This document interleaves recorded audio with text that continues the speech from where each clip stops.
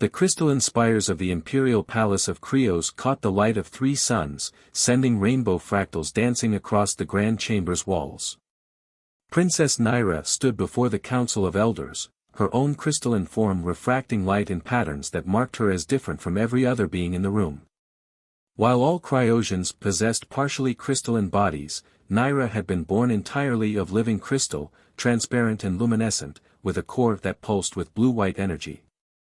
Ambassador Vri of the Andromeda Alliance rose from his seat, his mostly humanoid form marked only by patches of amber crystal on his temples. Your Highness, while we acknowledge your brilliant mind and your contributions to our understanding of quantum mechanics, the Alliance cannot support a union between our houses. Your unique condition raises concerns about succession. Naira maintained her composure, though the light within her core flickered with emotion. This was the 7th rejection in as many months. The council had arranged meetings with potential suitors from every major power in the known galaxy, and each had found a diplomatic way to say the same thing: she was too different, too unpredictable, too much of a risk. The council acknowledges Ambassador Vria's position, intoned High Elder Zara, her ancient form clouded with layers of milky crystal. Princess Naira, your academic achievements and diplomatic skills are beyond question, but the matter of succession remains paramount. The Krios Empire must have stability. Naira stepped forward, her footsteps creating musical chimes against the floor. With respect, High Elder, our empire's strength has always come from adaptation and growth. My condition, as you call it, might be exactly what our people need to evolve. Evolution is well and good, rumbled Elder Kex, his crystalline patches glowing red with irritation, but we must think practically. No one knows if you can even produce offspring, or what form they might take. The genetic scientists are baffled by your structure. After the council session, Naira retreated to her private laboratory in the palace's highest tower. Here, surrounded by holographic star charts and quantum calculation matrices, she felt most at home. Her assistant, an artificial intelligence named Aria, activated at her entrance. I detect elevated stress patterns in your core, Your Highness, Aria's gentle voice emanated from the lab's speakers. Shall I prepare the quantum meditation chamber?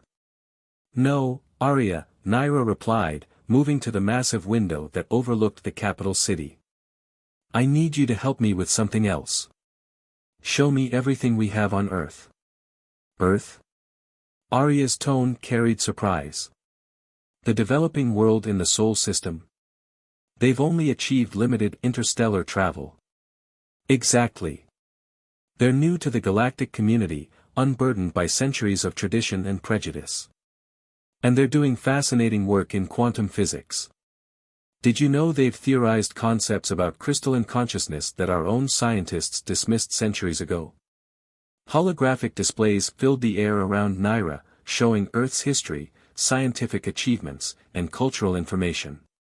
She focused on recent breakthroughs in quantum physics and consciousness studies. Aria, begin preparations for a diplomatic mission to Earth. Register me under the name Naya, scientific advisor to the Krios diplomatic corps. Don't list my royal status or my unique physical nature.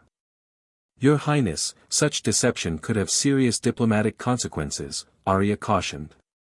Sometimes, Aria, one must step outside the crystal to see its true structure. Naira watched as the planet's third sun set, casting long shadows through the city's crystalline architecture. I'm tired of being seen as a problem to be solved. Perhaps among humans, who have no preconceptions about what a Cryosian should be, I can finally be judged for who I am rather than what I am. The AI was silent for a moment, processing. I will make the arrangements. However, I must note that Earth's atmosphere and gravity will require significant adaptations to your containment field. Naira smiled, her entire form brightening. Then it's fortunate that I've spent the last year perfecting my personal field generator. I knew it would come in handy someday. As she began gathering data and preparing for her journey, Naira felt a surge of hope she hadn't experienced since childhood. Sometimes the path forward required stepping into the unknown, away from the familiar light of home. Perhaps on Earth, among beings who saw the universe through entirely different eyes, she would find not just acceptance, but understanding. That night, as the capital city gleamed under its stellar canopy, Princess Naira made her final preparations. She left a message for her parents, the Emperor and Empress, explaining her decision but not her destination. They would understand, eventually. They had always supported her pursuit of knowledge, even when it went against tradition. Tomorrow, she would board a diplomatic vessel bound for Earth, not as Princess Naira of the Krios Empire, but as Naya, a scientist seeking to bridge the gap between worlds.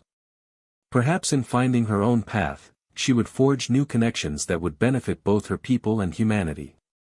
As she powered down her lab, Naira's crystalline form pulsed with determination. The council saw her difference as a weakness, but she would prove that uniqueness could be the greatest strength of all. The stars beckoned, and somewhere among them, she would find her place in the universe. The first time Raj Patel saw Naya, he nearly dropped his quantum resonance scanner.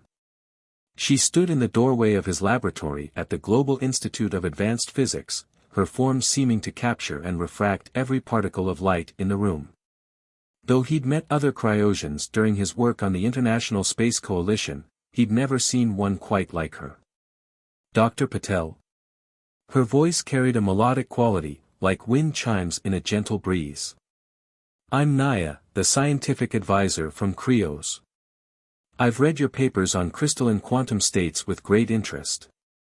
Raj straightened his lab coat, trying to maintain his professional composure. At 34, he'd become one of Earth's leading experts in quantum physics, particularly the theoretical applications of crystalline structures in faster-than-light travel. Welcome to Earth, Naya. I have to admit, I wasn't expecting such a prompt response to my research proposals. Your theories about consciousness transfer through crystalline matrices are particularly relevant to my people's interests, she replied, moving into the lab with fluid grace. Her containment field hummed softly, adjusting to Earth's gravity. The laboratory, situated in the heart of New Delhi's Science District, housed some of the most advanced quantum research equipment on Earth. Holographic displays showed complex mathematical equations floating in the air, while quantum computers processed calculations at speeds that would have seemed magical just a decade ago. I'm especially interested in your hypothesis about crystalline consciousness, Naya continued, examining a series of experimental results displayed on a nearby screen. You've theorized that crystal structures could potentially host consciousness in ways organic brains cannot. Raj nodded enthusiastically, pulling up more detailed data with a gesture. Yes. Traditional computing relies on binary systems, but crystalline structures could theoretically process information in infinite quantum states simultaneously. It's just been impossible to test because we can't create complex enough crystalline structures that remain stable at room temperature. As they discussed the implications of his research, Raj couldn't help but notice how Naya's own crystalline form seemed to pulse with energy when she grew excited about a particular topic. She possessed a depth of understanding about quantum mechanics that went beyond even the most advanced human theories.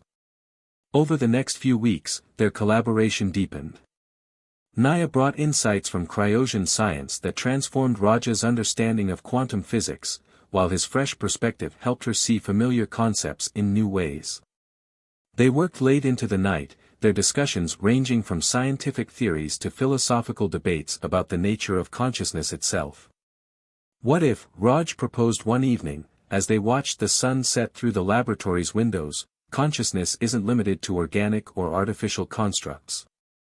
What if it's a fundamental force of the universe, like gravity or electromagnetism, and different structures, organic brains, artificial processors, or even crystalline matrices, are just different ways of channeling it? Naya's form brightened noticeably. That's an fascinating perspective. On Krios, we've always viewed consciousness as something that emerges from complexity, whether organic or crystalline. But treating it as a fundamental force. She paused, her core pulsing with what Raj had come to recognize as excitement. That could explain so much about how our people evolved. Their work began attracting attention from both human and alien scientific communities. The theories they were developing could revolutionize interstellar travel and communication. But as their research progressed, Raj noticed something troubling. Whenever official communications came from Krios, Naya seemed to withdraw, becoming more reserved and formal. One night, after a particularly successful experiment, Raj found her in the observatory, looking up at the stars. The moonlight played through her crystalline form, creating patterns he'd never seen before. "Is everything all right?" he asked, joining her by the telescope. "You seemed distant during the conference call with the Cryosian Science Council." Naya was quiet for a long moment. "Raj, there's something I need to tell you. My presence here, it's not exactly what it seems." She turned to face him, her core swirling with complex emotions. "I came to Earth not just for the research, but because I needed to find a place where I could be judged for my ideas rather than my nature." "What do you mean?" Raj asked, though something in her tone made him suspect this was more than just a simple confession. "On Krios, I'm seen as an anomaly. My completely crystalline form is unique among my people. They value my mind but fear my difference." She gestured to her transparent body. "This isn't just a Cryosian trait, it's who I am, entirely. And my people don't know what to make of that." Raj considered this, thinking about how humans had struggled with their own prejudices throughout history. "Different isn't wrong," he said finally. "Sometimes different is exactly what we need to move forward. Look at what we've accomplished together precisely because we see things differently." Before Naya could respond, the laboratory's emergency alert system activated. Red lights flashed as Arya's voice came through the speakers, warning. "Priority message from Krios. The Emperor demands immediate contact with Princess Naira." The air between them grew heavy with unspoken words as Raj turned to Naya, "No, Princess Naira," with newfound understanding. The truth of her identity would change everything, but the bigger question was, would it change what mattered most? The holographic image of Emperor Thex filled the laboratory's communication chamber, his partially crystalline form radiating authority and concern. Naira stood before the projection, her containment field temporarily deactivated as a sign of respect. "Daughter, your deception has created a diplomatic crisis," the Emperor's voice resonated through the chamber. "The Council is in an uproar. Our allies question our integrity. You must return home immediately." Raj watched from the doorway, his presence tolerated only because Naira had insisted. He noticed how her crystalline form seemed to grow more brilliant under pressure, rather than diminishing. "Father, our work here could revolutionize both our societies," Naira responded, her voice steady. "Dr. Patel's theories about crystalline consciousness, combined with our technology, are irrelevant to the matter at hand," the Emperor cut in. "The Andromeda Alliance threatens to withdraw from our trade agreements, claiming your unauthorized presence on Earth violates our treaties. The treaties that treat humans as primitive newcomers." Naira's core pulsed with indignation. "Earth's understanding of quantum mechanics is advancing faster than any civilization we've encountered. They're asking questions we stopped asking centuries ago, and finding answers we never considered." Before the Emperor could respond, emergency alerts blared through the facility. Dr. Lakshmi Reddy, the Institute's director, rushed into the chamber. "Your Highness, Dr. Patel, you need to see this." The main laboratory's displays showed a massive energy disturbance forming at the edge of the solar system. Mathematical equations scrolled across multiple screens as Arya processed the incoming data. "It's a quantum fracture," Naira breathed, moving closer to the displays. "The barrier between normal space and quantum space is becoming unstable." Raj quickly pulled up his latest research data. "The fracture's resonance pattern matches our experimental frequencies. Someone's trying to weaponize our research." "Impossible," the Emperor's voice boomed from the communication chamber. "The only ones with access to that research are," he stopped, realization dawning on his face. "The Andromeda Alliance," Naira finished. They weren't concerned about succession.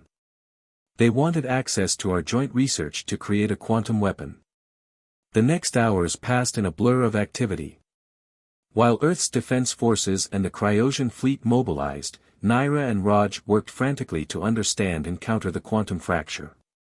Their laboratory became a crisis center, with humans and Cryosians working side by side. The fracture is expanding exponentially, Raj announced, reviewing the latest data. At this rate, it'll reach Earth in less than 48 hours. Once it hits our atmosphere, the quantum disruption would destroy all electronic systems, Naira continued, and potentially destabilize the atomic structure of everything it touches.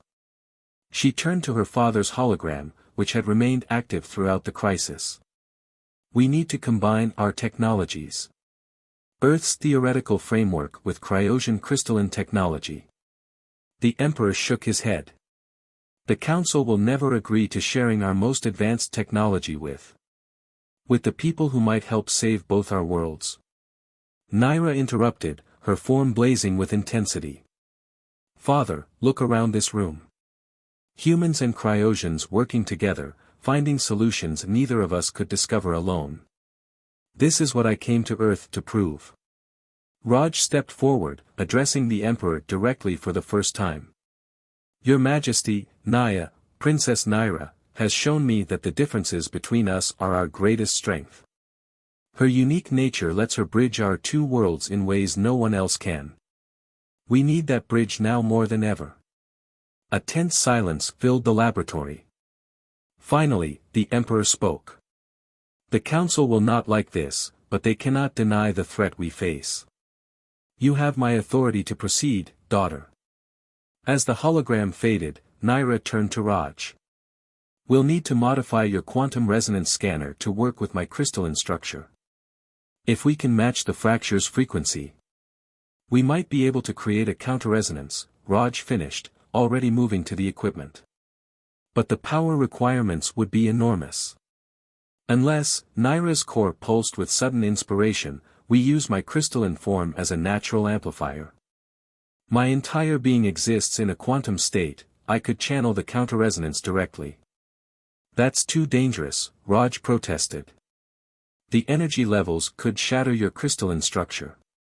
Sometimes the greatest discoveries require the greatest risks, Naira replied, her voice gentle but determined. You taught me that different isn't wrong. Now let me show everyone that different might be exactly what we need. As they began modifying the equipment, teams of scientists from both worlds working frantically around them, Raj caught Naira's eye. In that moment, he saw not a princess or an alien, but a brilliant mind and a brave soul willing to risk everything to protect both their worlds. The quantum fracture approaching Earth might threaten their existence, but it had also created an opportunity to prove that the strongest bonds in the universe were forged not despite their differences, but because of them. The Global Institute of Advanced Physics had transformed into an emergency command center. Holographic displays showed the quantum fracture's inexorable advance toward Earth, while scientists from both worlds worked to modify Raj's equipment according to Naira's specifications. Power conversion matrix aligned, Dr. Reddy called out, her fingers dancing across multiple control panels. But the containment field can only handle about 60% of the calculated energy requirement. Naira stood in the center of a hastily constructed resonance chamber, her crystalline form connected to the quantum resonance scanner through a network of specially designed interfaces. It'll have to be enough. We're running out of time. Raj checked the final calculations again, trying to find any way to reduce the risk. The energy buildup could shatter your crystalline matrix beyond repair. There has to be another way. There isn't, Naira's voice was calm, her core pulsing with steady determination. My entire life, I've been seen as an aberration, a flaw in the perfect crystalline structure of Cryosian society. But what if this is why I exist? What if my unique form is meant for exactly this moment? Before Raj could respond, new alarms blared through the facility. The quantum fracture had suddenly accelerated, tearing through space at an impossible rate. On the main screen, Admiral Voss of the Cryosian Defense Fleet appeared alongside General Chen of Earth Space Command. "The fracture will reach Earth in less than 6 hours," Admiral Voss reported, his crystalline patches glowing with concern. "Our attempts to disrupt it with conventional weapons have failed. Whatever the Alliance did to weaponize your research, it's beyond our capability to stop." General Chen nodded grimly. "We're evacuating as many people as possible to underground shelters, but against a quantum-level event." She left the sentence unfinished. "We need to start now," Naira declared, her form brightening with resolve. "The fracture's acceleration means we'll only get one chance at this." The Emperor's hologram materialized in the chamber. "Naira, the Council has reviewed the data. The risk to you is unacceptable. As heir to the throne. As heir to the throne, my duty is to protect our people, all people," Naira interrupted. "The Alliance tried to use our fear of difference to gain access to our research. They nearly succeeded because we were too focused on maintaining tradition to see the potential in new ideas and new connections." She turned to Raj, her core pulsing with emotion. "Working with you, I discovered that true strength comes not from conformity, but from the courage to be who we are and to trust in each other despite our differences. That's the future I want for both our worlds." Raj stepped forward, addressing the Emperor. "Your Majesty, I know I have no right to speak, but Naira, Princess Naira, has shown me that the greatest discoveries happen when we look past our preconceptions. Her unique nature isn't a flaw, it's a bridge between our worlds, and right now, it might be our only hope."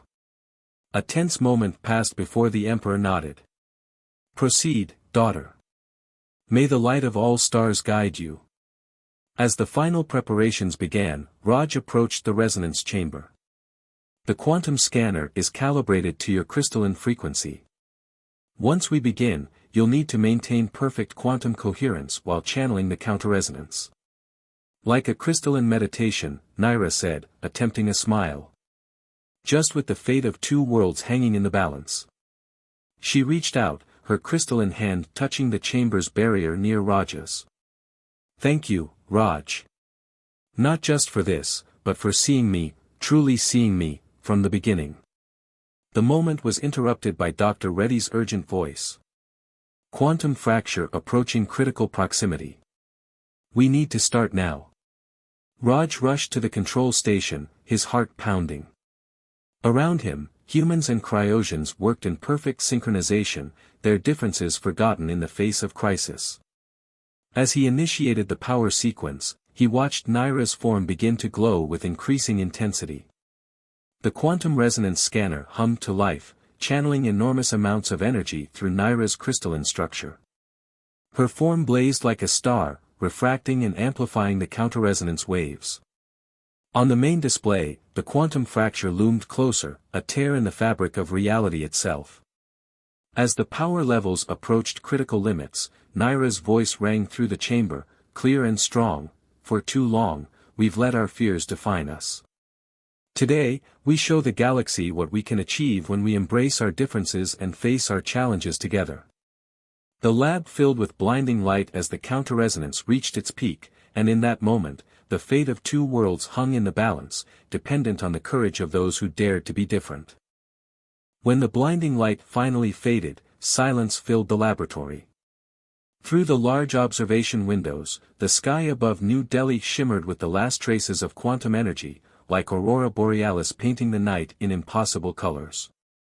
On the main displays, where the quantum fracture had threatened both worlds, there was nothing but the peaceful expanse of normal space. But all eyes were on the resonance chamber. Naira's crystalline form lay still, no longer glowing with her usual inner light. The containment field had collapsed, and the sophisticated equipment around her showed signs of massive power surges. Raj rushed forward, his heart in his throat, as medical teams from both Earth and Kryos converged on the chamber. "Her crystalline structure is intact," announced Dr. Reddy, scanning Naira with specialized equipment. "But there's no sign of conscious energy patterns."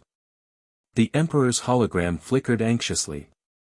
"Our most advanced healers are en route, but they've never dealt with a case like this. Her unique nature is exactly what might save her, Raj interrupted, an idea forming. He turned to the assembled scientists. Her consciousness exists in a quantum state throughout her crystalline matrix. What if the counter-resonance didn't destroy it, but dispersed it? Working with desperate speed, human and cryosian scientists modified the quantum resonance scanner. If Naira's consciousness was scattered across quantum space, they might be able to draw it back, but they would need a focal point, something to guide her home. Raj placed his hand on the crystal surface of Naira's form. The first time we met, you said my theories about crystalline consciousness were relevant to your people's interests. I think I finally understand why. Consciousness isn't just information, it's a connection, a resonance between different states of being. He looked up at the Emperor. Your Majesty, I need your permission to try something unprecedented. We need to create a quantum link between Naira's crystalline matrix and my own consciousness. The Emperor was silent for a long moment. The Council would forbid such a mixing of beings, he said finally. But they are not here, and you have proven yourself worthy of trust. Proceed. The modified scanner hummed to life once more, creating a quantum bridge between Raja's neural patterns and Naira's crystalline structure. The sensation was indescribable, like standing in an ocean of light, feeling the boundaries between thought and matter, between self and other, dissolve into pure potential. Through this quantum connection, Raj called out not with words, but with memories, their first meeting, their shared discoveries, the moment he realized that her difference was her greatest strength. He offered these memories as anchors, hoping they would guide her consciousness back to its home. Minutes stretched into hours. The assembled scientists watched their instruments, tracking quantum fluctuations and consciousness patterns. Then, almost imperceptibly at first, Naira's crystalline form began to glow. The light grew stronger, taking on the familiar patterns of her conscious energy. Her form resonated with renewed life, but something was different. Where her inner light had once been solely blue-white, now it shimmered with a rainbow of colors, as if her very being had been transformed by her journey through quantum space. When Naira's eyes opened, she found herself surrounded by faces from two worlds, all wearing expressions of joy and relief. Did it work? She asked, her voice carrying new harmonics. The quantum fracture is completely neutralized, Raj confirmed, still holding her hand. You did it. You saved both our worlds. We did it, Naira corrected, looking around at everyone present. All of us, together. In the days that followed, as both Earth and Krios celebrated their salvation, profound changes began to take shape. The Andromeda Alliance's attempt to weaponize the research had failed, but their actions had inadvertently brought about exactly what they had feared, a deeper connection between Earth and Krios. The Council, faced with undeniable evidence of what could be achieved through cooperation, began to reconsider their traditional isolationist policies. Naira's transformation, her crystalline matrix now capable of resonating with organic consciousness, became a symbol of the potential that lay in embracing change rather than fearing it. 1 month later, in a ceremony attended by leaders from both worlds, Princess Naira stood before the Council not seeking their approval, but offering a new vision. Her form, still uniquely crystalline but now shimmering with previously impossible colors, commanded attention. The universe is not divided into simple categories of same and different, she declared. It exists in infinite variations, each one valuable, each one necessary. Our strength lies not in maintaining rigid boundaries, but in building bridges between different ways of being. She turned to Raj, who stood proudly beside her. Earth has shown us that questioning tradition doesn't weaken it, it helps it grow. And together, we've proven that the greatest discoveries come when we have the courage to reach across the void between worlds, between ways of thinking, between hearts. The Emperor stepped forward, his own crystalline patches glowing with pride. The Council recognizes the wisdom in your words, daughter. Your unique nature, which we once saw as a challenge to our traditions, has become a gateway to our future. As Naira and Raj looked out at the assembled gathering, humans and cryosians, scientists and diplomats, all united in purpose, they knew that this was just the beginning. The quantum bridge they had created, both literally and figuratively, would open new paths of discovery and understanding. For in the end, the greatest revolution wasn't in the technology they had developed or even in the worlds they had saved. It was in proving that true strength comes not from enforcing uniformity, but from celebrating the unique songs that each being brings to the universal chorus.